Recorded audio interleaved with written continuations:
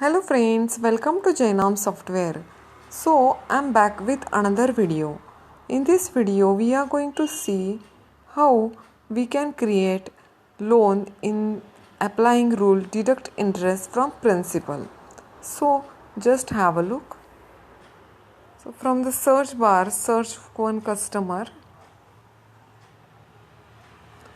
So here I have created this customer.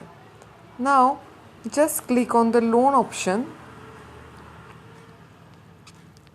So here the personal loan, let's take amount 50,000 and the rate of interest I will take 3% monthly. So here I will select deduct interest from principal and let's take for 5 months and just calculate. So here you can see 50,000 is the principal, pay is 42,500 and installment is 10,000. So the projected interest is 7,500. So that 7,500 will be deducted from 50,000.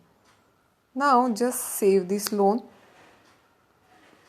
So loan number 145 has been saved. Now just search this loan number 145 from the search bar. So here you can see principal is 42,500. That means that interest is deducted and the principal is becoming 42,500. Now let's check the passbook. So here you can see loan given is only on 42,500 and the total recoverable is 50,000.